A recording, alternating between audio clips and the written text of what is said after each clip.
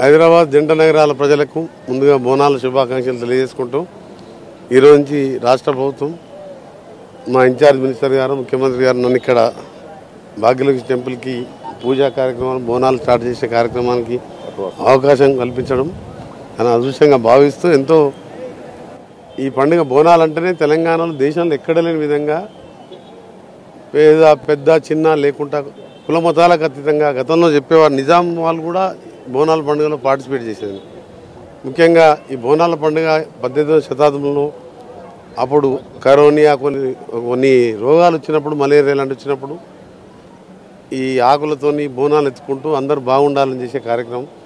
ఇటీవల చూసినాం కరోనా లాంటి మహమ్మారి వచ్చి కూడా ఎంతో లక్షల మంది చనిపోవడం జరిగింది ప్రపంచవ్యాప్తంగా. అమ్మవారిని ప్రార్థిస్తూ అందరూ జంటనాల ప్రజలే కాదు తెలంగాణ ప్రజలు తెలుగు ప్రజలందరూ బాగుండాలని మొక్కడం జరిగింది. వారి పట్టు వస్త్రాలు సమర్పించడం జరిగింది. మరొకరు కూడా ప్రతి ఒక్క కుటుంబం పిల్ల పాపలతో సంతోషంగా ఉండాలని అమ్మవారిని ప్రార్థిస్తూ మా ప్రభుత్వం ఈ ఓల్డ్ సిటీని ప్రత్యేకంగా భాగ్యలక్ష్మి టెంపులే కాదు ఇక్కడ అమ్మవారి పూజా కార్యక్రమాలతో పాటు మంచి ప్రణాళికాబద్ధంగా మెట్రోతో పాటు అన్ని అభివృద్ధి కార్యక్రమాలు ఓల్డ్ సిటీని న్యూ సిటీగా చేయాలని.